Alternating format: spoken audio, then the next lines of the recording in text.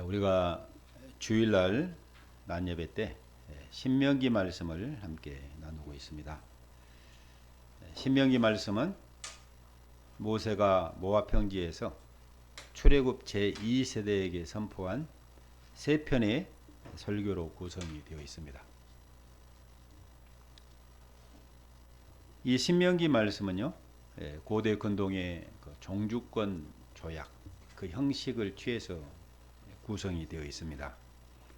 그래서 첫 번째 설교는 역사적인 서원에 대한 이야기고, 또 두 번째 설교는 쌍방 간에 지켜야 할 그 언약 규정, 언약 규례에 대한 내용이 두 번째 설교의 주된 내용이고요. 세 번째 설교는 그 언약 규정을 따라서 이 언약 규정을 지키는 자에게는 언약의 복이 주어질 것이고, 이 규정을 어기고 배교한 자들에게는 언약의 저주가 임하리라. 이것을 선포하는 이야기가 세 번째 설교입니다. 그런데 또요, 각각의 설교, 각각의 세 편의 설교를 또 세부적으로 살펴보면은 이 각각의 설교도 또 이 언약, 이 종주권 언약 규정을 따라서 구성이 되어 있어요. 그러니까 각각의 설교도 또 역사적인 서원과 언약 규례와 언약의 축복과 저주를 선언하는 이 세 가지로 구성이 되어 있습니다. 그래서 이 신명기 말씀이 고대 근동의 종주권 조약 그 형식을 따라서 아주 공교하게 정교하게 구성이 되어 있습니다. 여러분, 성경도 이 언약의 문서입니다.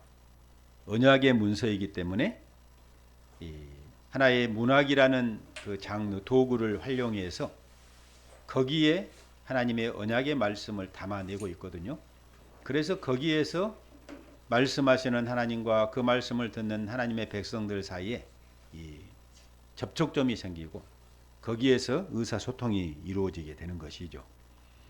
그래서 우리가 성경을 연구하면 연구할수록, 성경을 공부하고 깊게 공부하면 할수록 참 무릎을 칠 정도로 이 정말로 감탄할 때가 참 많아요. 와, 성경이 정말 이렇게 조직적으로, 이 문학적으로, 조직적으로 정교하게 구성이 되어 있구나 하는 것을 성경을 연구하고 공부하면 공부할수록 더 그런 감탄을 할 때가 많습니다. 이 신명기 말씀도 그래요. 이처럼 고대 근동의 이 종주권 언약, 종주권 언약이 뭡니까? 이 종주국과 봉신국 사이에 조약이 체결된 거잖아요. 그래서 그런 구조로 쭉 되어 있는데, 그 중에서 지금 첫 번째 설교 말씀이 1장 1절부터 4장 43절까지 말씀인데, 이 말씀도 1장 1절에서 3장 29절까지가 역사적 서원에 대한 이야기예요. 그 말씀을 우리가 지난 주일까지 해서 살펴봤습니다. 그래서 시내산과 광야에서 출애굽 제1세대가 어떻게 하나님 앞에 따라갔으며 그들이 어떻게 하나님 앞에 불순종한 것 때문에 실패했고, 또 그런 가운데서 하나님께서 그들에게 어떻게 축복을 하셨는가 하는 내용들을 쭉 기억을 회상시키는, 모세가 그 이전의 역사들을 회상시키는 그런 역사적 선에 대한 이야기가 쭉 전개되는데, 그 말씀 우리가 살펴볼까요? 이제 오늘부터 우리가 살펴볼 4장 1절부터 31절까지의 말씀은 이 언약 규정에 대한, 언약 규례에 대한 이야기가 쭉 전개가 되어집니다. 그래서 오늘 우리가 읽을 4장 1절부터 8절 말씀은 그 언약 규정의 서론적인 부분이에요. 서론적인 부분으로서 앞으로 전개될 이야기될 구체적인 언약 규정에 대한 어떤 핵심적인 내용들을 서론적으로 우리에게 알려주고 있는 그런 말씀이 되겠습니다. 오늘 이 4장 1절 말씀, 우리말 성경은 이스라엘아 이제 내가 이렇게 이야기하고 있죠. 이 히브리어 성경과 우리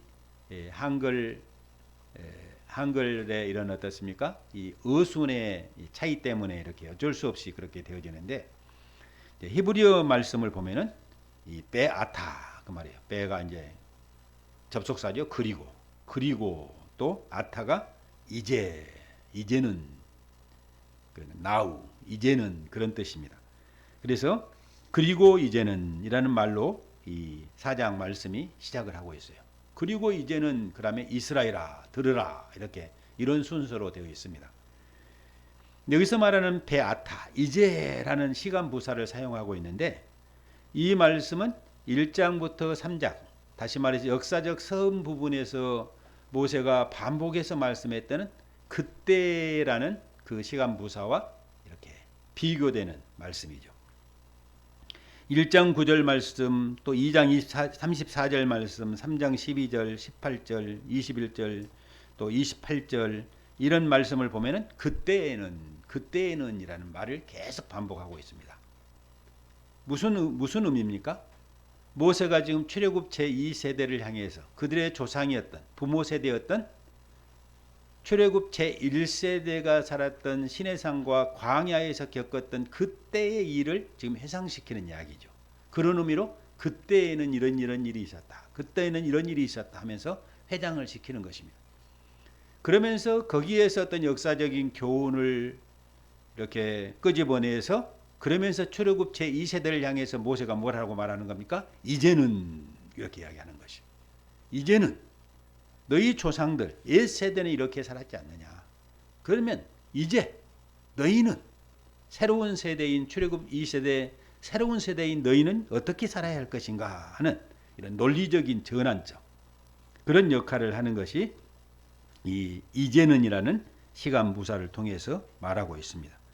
요 하나님께서 이렇게 하셨으니 그러므로 이제 너희는 이렇게 행해야 된다 하는 그런 말씀을 하고 있는 논리적인 인과관계 역할을 하는 그런 말씀이 여기서 보면 이제는이라는 말씀을 하고 있죠. 그러면서 이제 이스라엘아 하고 이제 호칭을 하죠. 이스라엘아. 이 이스라엘이라는 이 말씀은 단수로 되어 있어요. 이스라엘 백성 전체를 지금 포함하고 있는 말씀입니다. 그러면서 그들을 향해서 들으라. 여러분 잘 알고 있는 뭡니까? 쉐마 이스라엘 그러잖아요. 우리가 6장에 나오는 대표적인 쉐마 이스라엘은 6장에 나오지만 벌써 4장 1절에서도 쉐마 이스라엘 들으라 이스라엘아 이렇게 표현과 함께 시작을 하고 있습니다. 이 들으라는 이야기는 어때요? 단순히 귀로 들으라는 이야기가 아니죠. 우리 부모님들이 자식들을 키울 때만 너 말 들을래 안 들을래 이런 말씀을 하잖아요. 너 말 들을래 안 들을래 말 좀 들어라 이 말은 무슨 말이에요? 귀를 열고 그 말을 청취하라는 이야기입니까? 귀를 쫑긋하고 들으라는 이야기일까요? 거기에는 뭐가 포함되어 있어요? 무슨 말이에요? 들으라는 말은? 말 좀 순종하라 그런 말이죠. 아빠 말이 좀 순종해 엄마 말이 좀 순종하라 그 말이에요. 들으라 좀 말 좀 들어 이 말이잖아요. 그러니까 여기서 들으라 그렇게 이야기를 하고 있습니다. 그런데 이 들으라는 말, 이 쉐마라는 이 명령법은 단순한 청취가 아니라 전인격적인 반응과 순종을 요구하는 언약적인 표현입니다. 모세가 출애굽한 제2세대를 향해서 자신이 그들에게 가르치는 여호와 하나님의 그 규례와 법도를 듣고 준행하라는 그런 표현입니다. 여기서 말하는 뭘 들으는가? 규례와 법도를 들어라. 규례와 법도를 들어라. 이 규례와 법도는 여호와의 율법을 의미하며 이스라엘 백성들은 이 여호와의 율법을 지켜야 할 의무와 권리가 여기에 있습니다. 그러면 이스라엘 백성들은 어떻게 여호와의 규례와 법도를 지켜야 합니까? 그 말씀을 이 모세는 2절에서 말을 합니다. 뭐라고 말합니까? 내가 너희에게 명령하는 말을 너희는 가감하지 말고 지키라 했습니다.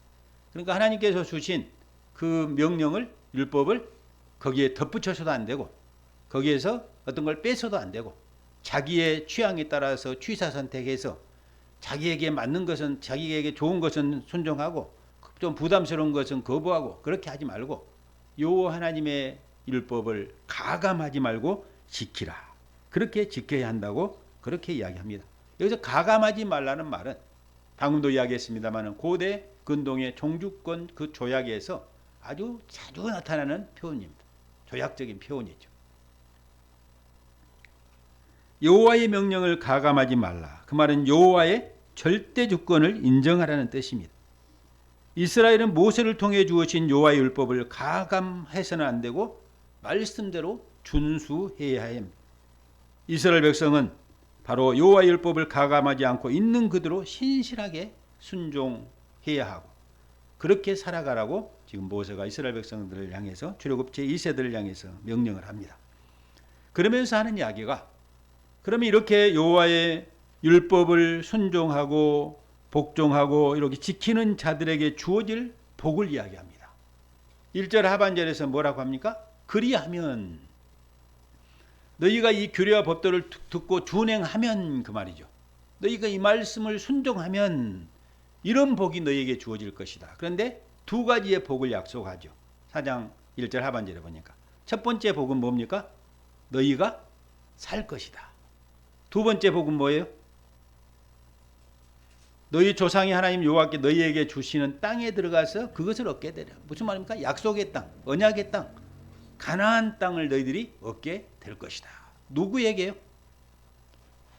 여호와 하나님 앞에서 생명을 유지하고 생존하면서 뿐만 아니라 하나님께서 말씀하신 그 언약의 땅에 들어가서 그 땅을 기업으로 차지할 자들은 누굽니까? 어떤 자들에게 주어진다고 말합니까? 여호와의 규례와 법도를 가감없이 순종하는 자들에게, 그들에게 준다고 그렇게 말하고 있습니다.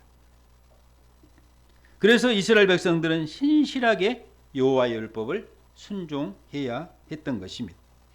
여러분, 이스라엘 백성은 이미 하나님의 언약 백성이죠.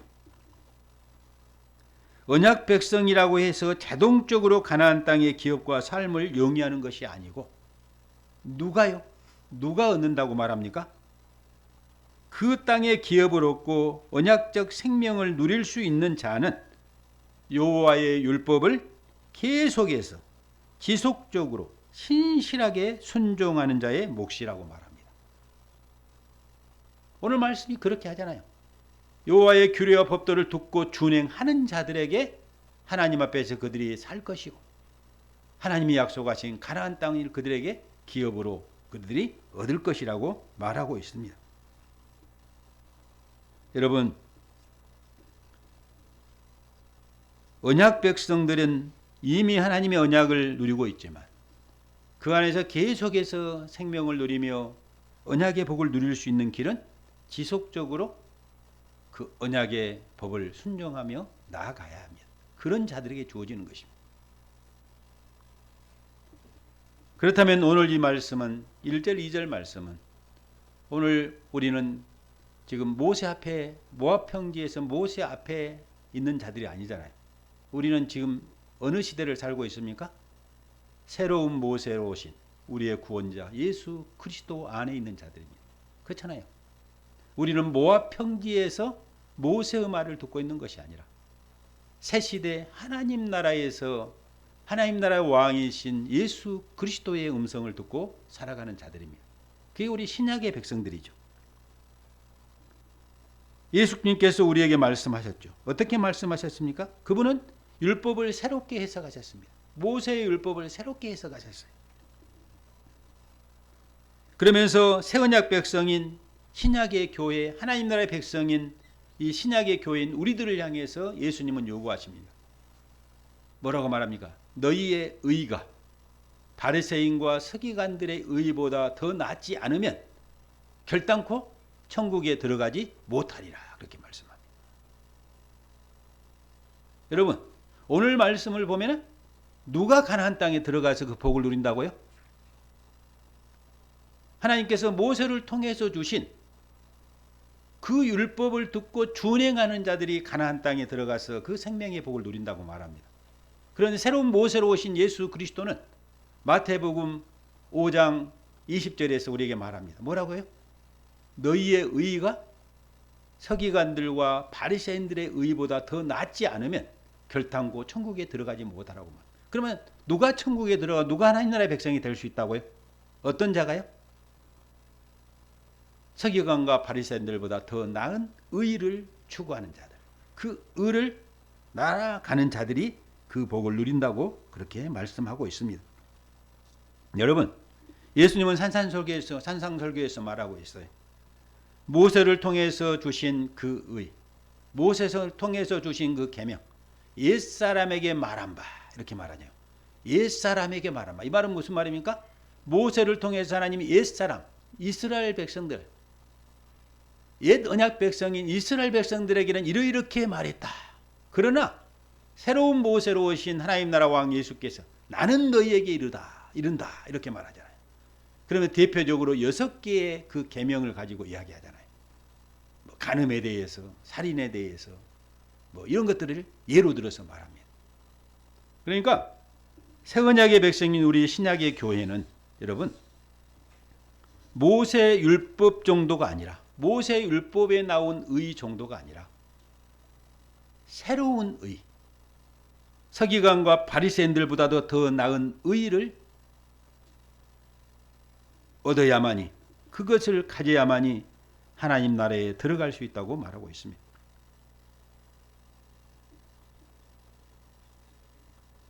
이것이 우리 신약의 교회가 가지고 있는 복이죠.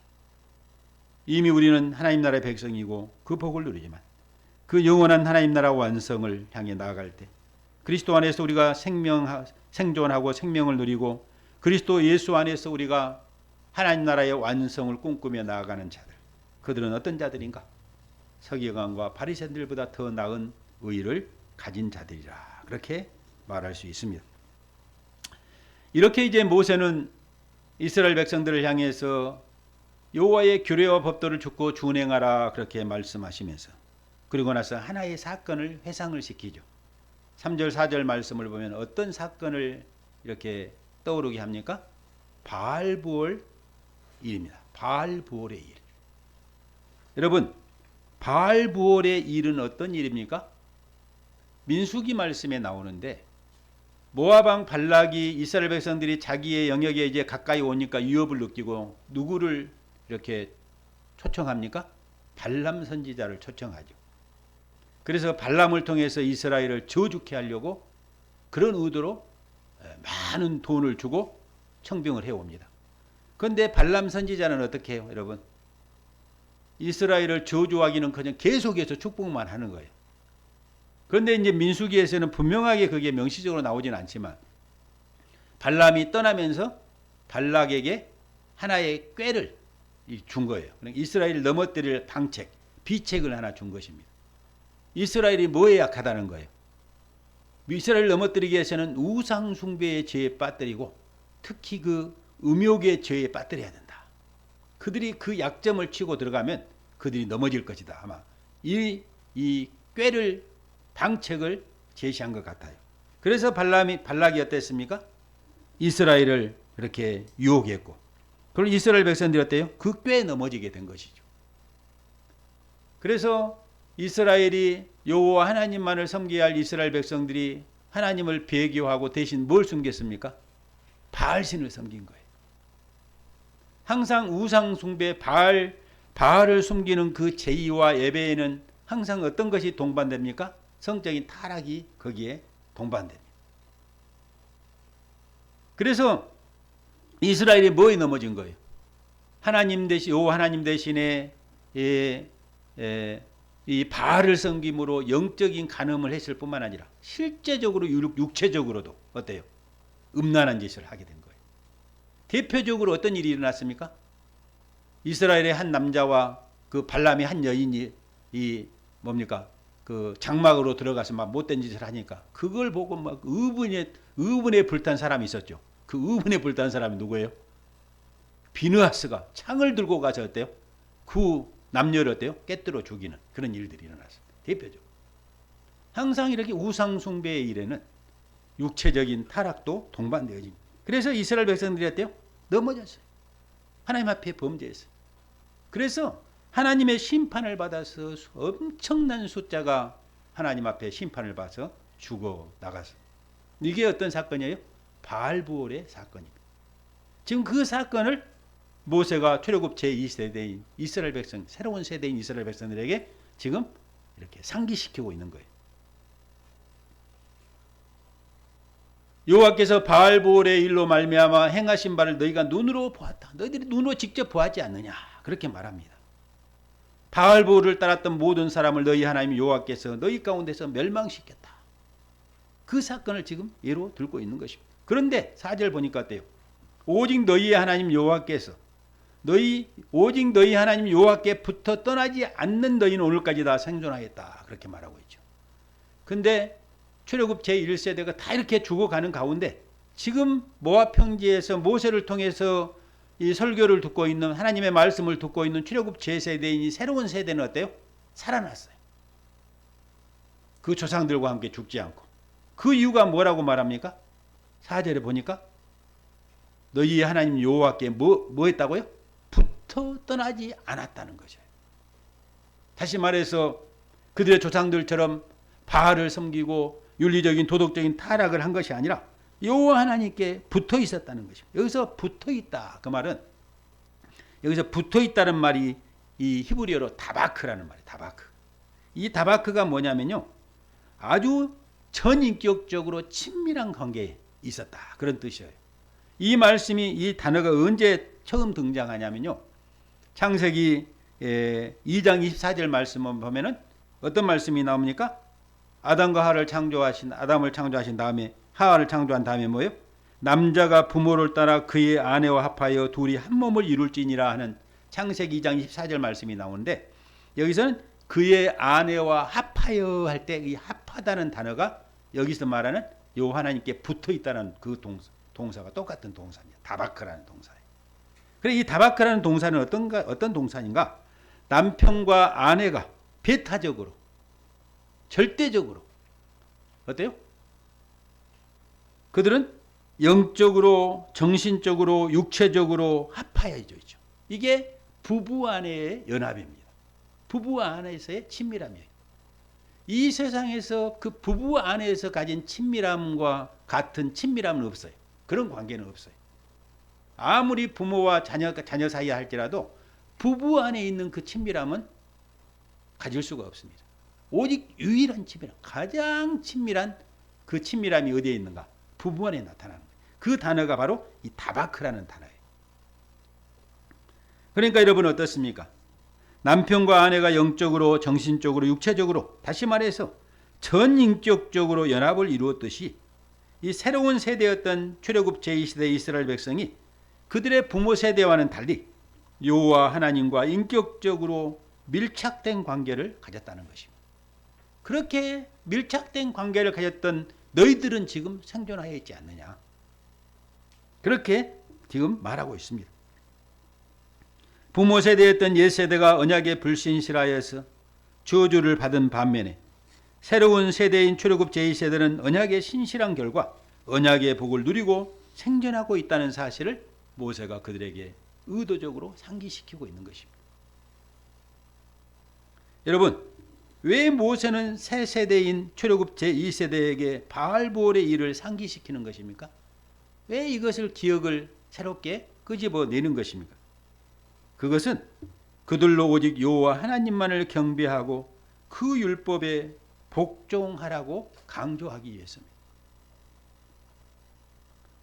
다른 이방신들에게 눈을 돌리지 말고 오직 여호와 하나님만을 경배하고 그 말씀에 순종하라.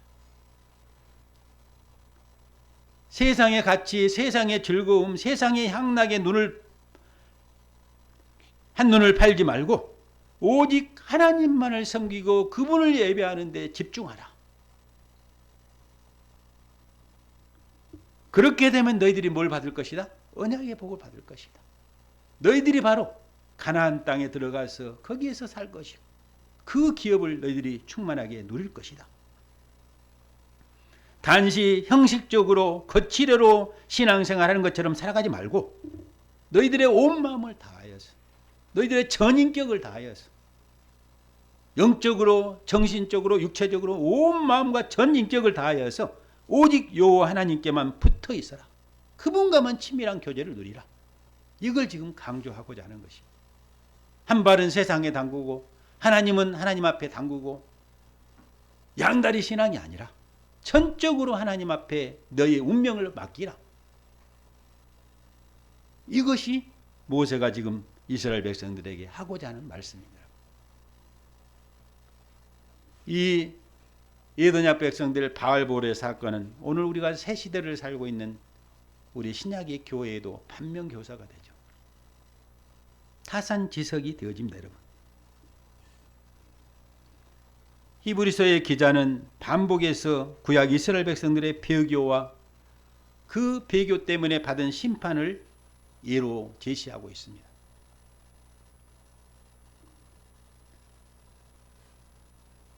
우리 한번 찾아서 읽어보겠습니다. 히브리서 3장 8절에서 14절. 히브리서 3장 8절에서 14절.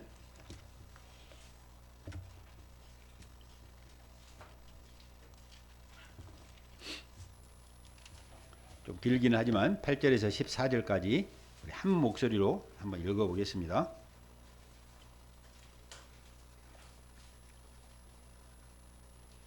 신약성경 355쪽.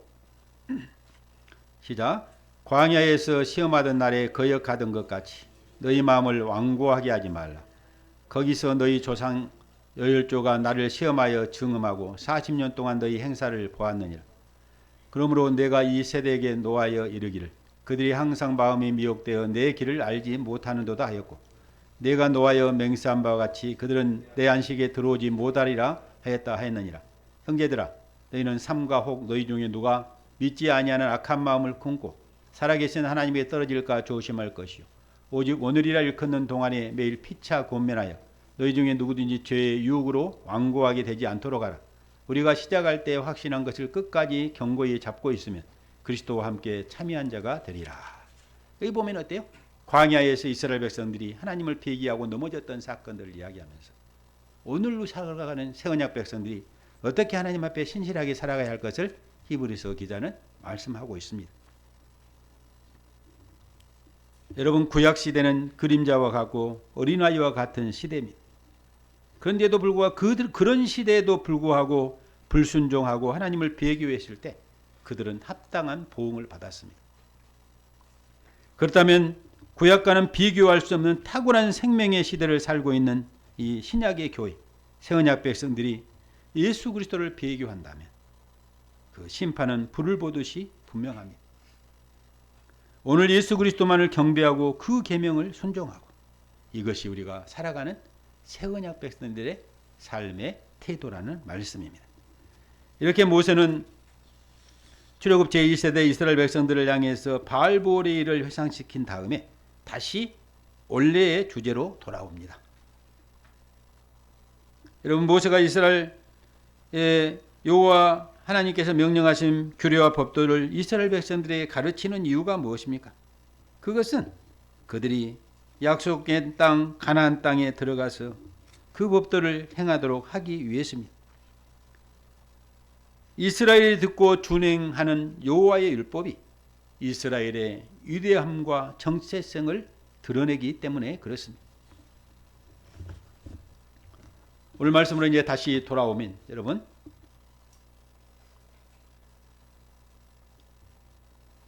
여호와의 율법이 열국 앞에서 이스라엘의 지혜와 지식을 드러낸다고 그렇게 말하고 있죠. 5절 말씀을 보면 내가 나의 하나님 여호와께서 명령하신 대로 규례와 법도를 너희에게 가르쳤나니 그 이유가 뭔가? 너희가 들어가서 기업으로 차지할 땅에서 그대로 행하게 하려 함이다. 그렇게 말하면서요. 6절에서 너희는 지켜 행하라. 여호와의 규례와 법도를 지켜 행하라. 반복해서 말하고 있죠. 이 여호와의 율법을 지켜 행하는 것이 여러 민족 앞에서 너희의 지혜요 너희의 지식이라 그렇게 말합니다.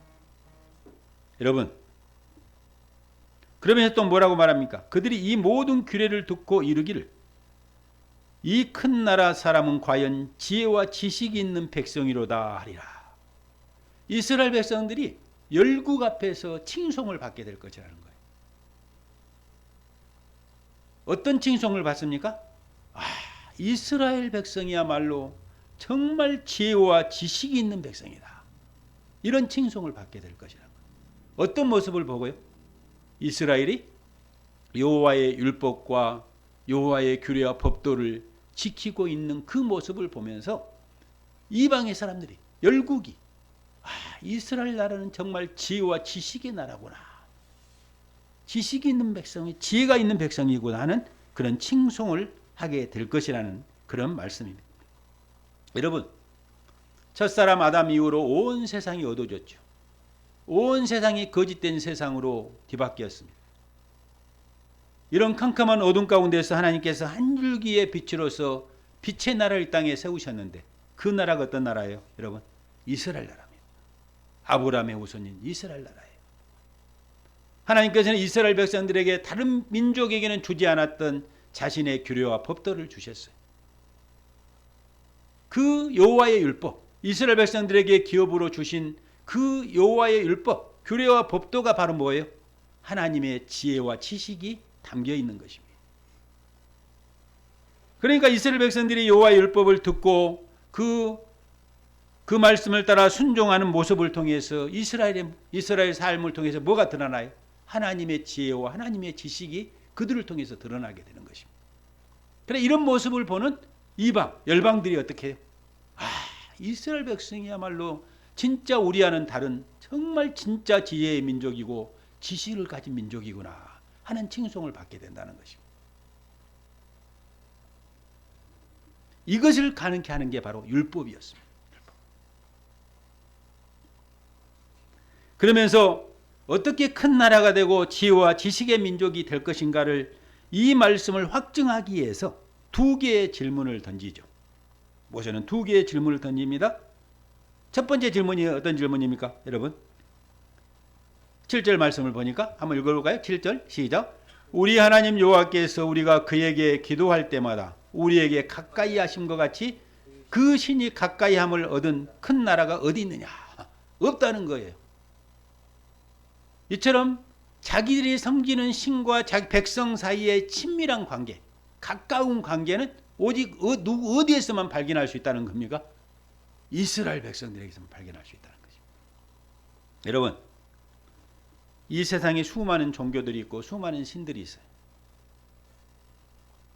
그런데 그들이 섬기는 신을 보면 다 어떤 신이에요? 비인격적인 신. 신과 그들 사이에 숙명적인 관계로 맺혀져 있어요. 그러니까 어때요? 그들은 두려워 떨어요. 신 앞에 나갈 때. 발발발발 떴습니다. 그러니까 어때요? 자동적으로 어때요? 그들의 신 앞에 나가기 위해서는 정성을 다해, 정성을. 제사를 드릴 때도 어때요? 과일 하나를 사고 무슨 고기 하나, 생선 하나를 살 때 어때요? 가장 좋은 거 지극정성을 다합니다. 그 신을 어떻게 해요? 감동시키고 그 신의 노여움을 달래기 위해서. 그래서 자기들이 원하는 것을 어때요? 얻어내기 위해서. 이게 이방의 신들, 이방인들이 그들이 섬기는 신과의 관계예요. 그런데 이스라엘이 섬기는 여호와 하나님과 이스라엘 백성들의 관계는 어떻다고요? 여러분, 하나님이 가까이 하는 관계, 친밀한 관계라는 거죠. 세상의 어떤 우상 신과는 비교할 수 없는 자기 백성과 친밀한 가운데 함께 하시는 그 하나님이 여호와 하나님이시죠. 이 사실을 지금 첫 번째로 모세가 수사학적인 질문을 통해서 들춰내고 있어요. 두 번째 질문은 뭡니까? 8절 말씀 또 읽어볼까요? 시작. 오늘 내가 너희에게 선포하는 이 율법과 같이 그 규례와 법도가 공의로운 큰 나라가 어디 있느냐. 여러분, 온 세상은 어떤 세상이에요? 어두운 세상입니다. 첫사람 아담이 타락한 이후로 온 세상이 죄악과 사망의 굴레 가운데 있었고 캄캄함 자체입니다. 거짓으로 가득 찬 세상입니다. 그런 세상에 공의가 있을까요? 공의가 없죠. 그런 세상에서는 여러분 힘이 있고 능력 있는 자들이 어때요? 그렇지 않는 자 위에 군림하고 착취하는 나라. 이런 나라가 세상의 나라예요. 그런데 진정한 공의는 어디에서 드러난다고요? 이스라엘 나라에서 드러난다는 말씀이에요. 이스라엘 나라만 진정한 공의가 세워지는 나라라 하는 것을 이 질문을 통해서 바로 증거하고 있는 것입니다. 여호와의 규례와 법도를 토대로 경영되는 나라가 이스라엘 나라입니다. 그런 의미에서 이스라엘 나라마요 어때요? 큰 나라입니다. 큰 나라. 그런 의미로 이스라엘 나라야말로 지혜와 지식의 나라요. 세상에서 발견할 수 없는 지식과 지혜를 가진 나라. 너무너무 큰 나라. 그 나라는 진정한 공의가 이루어지는 나라. 그 나라는 그들의 신과 백성들 사이에 친밀함이 이루어지는 나라. 이걸 뭘 통해 드러난다고요? 그들에게 주어진 율법을 통해서 이스라엘 백성들이 그 율법을 순종하고 지킴을 통해서 열방 사람들의 눈에 이스라엘은 정말 큰 나라고 위대한 나라고 정말로 그 나라는 정말로 공의가 넘치는 나라고 지혜와 지식이 넘쳐나는 나라라는 사실을 그들에게 깨닫게 되고 그들을 통해서 칭송을 받는 나라가 된다는 것입니다. 그런 의미로 이스라엘 나라는 세상 나라와 관계 안에서 어떤 사명이 있는 것입니까? 이스라엘은 제사장 나라이고 거룩한 백성이라고 출애굽기 19장에서는 말하고 있습니다. 제사장 나라는 말은 무슨 말입니까? 이방 나라와 하나님 사이의 중간에서 다리를 놓아서 이방의 빛을 비추어서 그들이 지혜의 하나님, 지식의 하나님 앞에 나아가도록 거룩한 사명을 감당하는 그 역할이 제사장 나라라는 사명을, 제사장 나라는 정체성과 사명이 드러내는 의미입니다. 여호와 하나님께서 내신 언약의 법도와 규례를 신실하게 행할 때 이스라엘 백성은 언약의 풍성한 생명을 누립니다. 약속의 땅 가나안 땅에서 기업으로 누릴 것입니다. 열국 앞에서 이스라엘 백성만이 진정으로 지혜와 지식이 있는 백성이고 나라라고 칭송을 받게 될 것입니다. 여호와 하나님께서 모세의 제도를 통해서 가장 가까이에서 함께 하십니다. 여러분, 그것이 레위기 말씀이에요. 그들의 죄악에도 불구하고 그들의 연약함에도 불구하고 하나님께서 내신 5가지의 제사법과 제사장 제도를 통해서 그들이 하나님 앞에 나아가서 그들의 죄를 사함받고 하나님과의 관계를 회복할 수 있는 이 놀라운 길이 바로 율법 안에 세워져 있어요. 이게 바로 레위기법입니다. 이게 이스라엘 백성들이 누리는 축복이고요. 하나님께서 모세 제도를 통해서 하나님의 공의가 집행되는 공의로운 나라가 되게 이스라엘을 축복하실 것이고 이스라엘이 이것이 언약의 신실한 이스라엘 백성들이 가나안 땅에서 누릴 언약의 복입니다. 여러분, 이 말씀이 지금 출애굽 제2세대 모압 평지에서 모세의 설교를 듣고 있는 새로운 세대를 향한 메시지였다면 여러분, 오늘 우리는 이 말씀을 그리스도 안에서 새로운 모세인 그리스도 예수 안에서 이 말씀을 읽고 있습니다. 그러면 오늘 말씀이 우리 신약의 교회인 우리들에게는 어떠한 가르침을 주는 것일까요?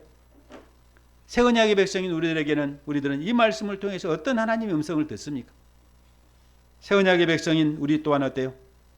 듣고 준행해야 할 규례와 법도가 있습니다.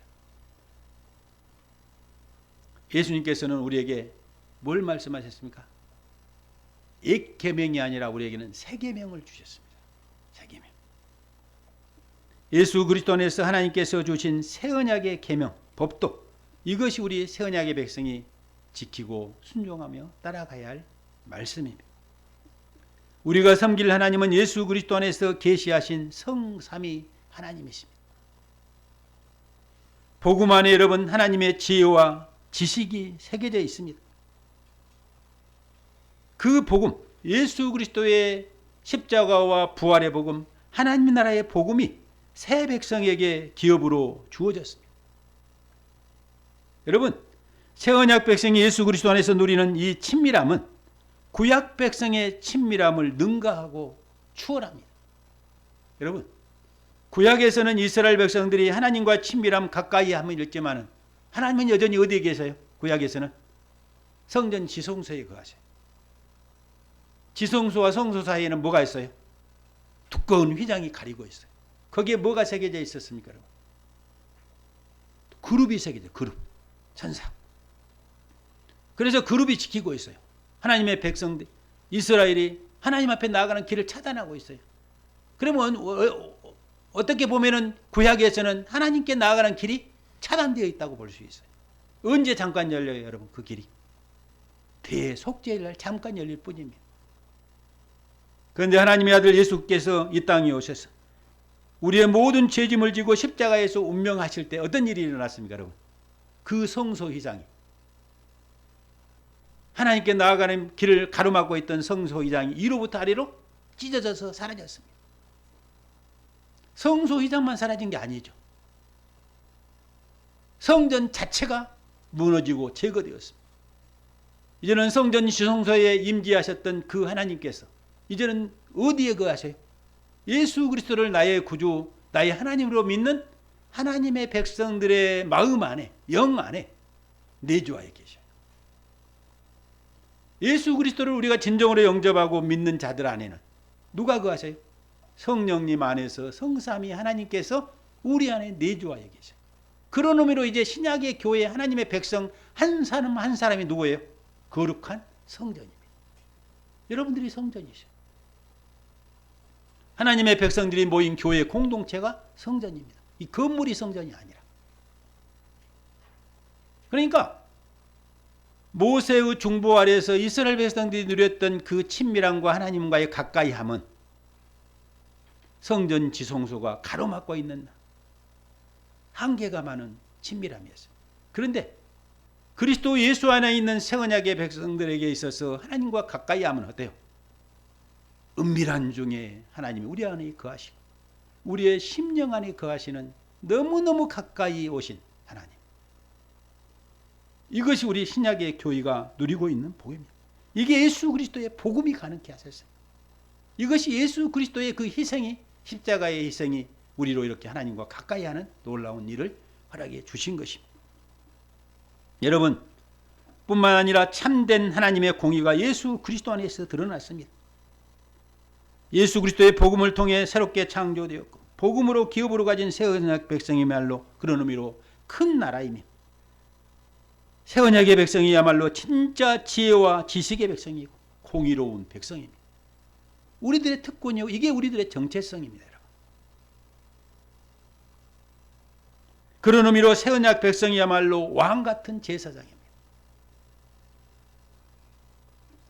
이런 놀라운 복음의 소식을 깨달은 사도 바울이 하나님을 향해서 찬사와 영광과 찬양의 노래를 소리 높여 노래합니다. 우리 그 부분을 한번 읽어보게요. 로마서 11장 33절부터 35절. 로마서 11장 33절부터 35절까지. 찾아서 한번 읽어보겠습니다.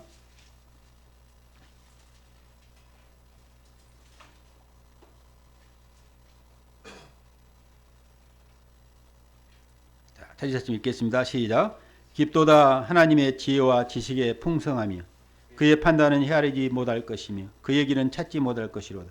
누가 그의 마음을 알았느냐? 누가 그의 모사가 되었느냐? 누가 주께 먼저 들여서 갚으심을 받겠느냐? 여러분, 이 복음 안에 나타난 하나님의 그 지혜와 지식의 풍성함을 깨달은 사도 바울이 하나님을 향해서 이렇게 소리 높여 노래하고 찬양하고 있습니다. 깊도다 하나님의 지혜와 지식의 풍성함이에요. 이것은 모세를 통해서 주셨던 그 모세의 율법과는 비교할 수 없는 새로운 모세이신 예수 그리스도 안에 나타난 이 하나님의 지혜와 지식이 얼마나 탁월하고 복된 것인가를 노래하고 있는 것입니다. 이것이 여러분 우리 예수 그리스도 안에서 우리가 누리고 있는 신약의 교회가 누리고 있는 언약의 보이고요 생명입니다. 사도 요한은 우리에게 말하죠. 세상 사람들이 새 언약의 백성인 신약의 교회가 주님의 제자라는 사실을 어떻게 알 수 있습니까? 어떻게 알 수 있어요? 여러분, 구약의 시대에 열방이, 열국이, 이스라엘 백성이 지혜와 지식의 나라라는 사실을 어떻게 알 수 있어요? 그들이 모세율법을 지키는 것을 통해서. 신약의 시대에 여러분, 세상의 사람들이 예수 그리스도를 믿는 하나님의 백성들이 진짜 주님의 제자라는 사실을 어떻게 알 수 있어요? 뭘 보고 알 수 있어요? 한번 그 구절을 찾아서 읽고 우리 말씀을 마칩니다. 요한복음 13장 35절. 요한복음 13장 35절.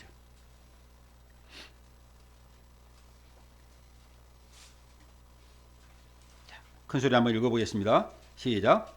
너희가 서로 사랑하면 이로써 모든 사람이 너희가 내 제자인 줄 알리라. 어떻게 할 때요?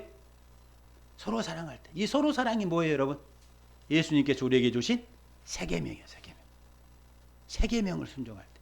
그런데 이 사랑이 어떤 사랑입니까, 여러분? 예수께서 우리를 위해서 베푸신 사랑이에요.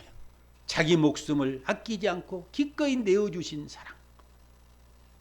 자기 어떤 손익의 계산을 따라서 주판을 돌려가지고 계산기를 돌려서 이해관계를 따라서 하는 사랑이 아니라 무조건적으로 자기 희생과 겸손한 사랑, 이 사랑으로 서로 사랑하는 그 교회 공동체의 모습을 보면서 세상 사람들은 당신이야말로 뭐라고요? 진짜 그리스도이구나. 당신이야말로 그 교회야말로 진짜 주님의 제자구나 하는 사실을 깨닫게 한다는 것입니다. 구약의 나라에서 이스라엘 백성들이 여호와의 율법을 순종하고 나갈 때 그 모습을 본 열국 백성들이 이스라엘 향해서 지혜와 지식의 맥스, 진짜 큰 나라라고 칭송하듯이 이제 새 언약 시대를 살아가고 있는 우리들에게 열방이 믿지 않는 자들이 우리를 보고 우리를 향한 칭송, 진짜 너희들이 진짜 그리스도인이야, 진짜 주님의 제자라는 칭송을 받게 되는 근거가 뭐라고요? 우리가 새 언약의 계명인 서로 사랑 계명을 실천할 때 그렇다는 것입니다. 이것이 교회가 세상 나라와 차별점입니다. 오늘 이 말씀을 기억하면서 여러분 한번 따라 해볼까요? 나는 주님의 제자다. 나는 주님의 제자다. 정말 주님의 제자다운, 정말 세상 사람, 나를 알고 있는 예수 그리스도를 아는 사람이든 모르는 사람을 통해서 너는 진짜 찐이야, 찐. 정말 너는 찐이다. 이런 칭송을 받는 우리 모두가 되어지기를 주의 이름으로 축복합니다.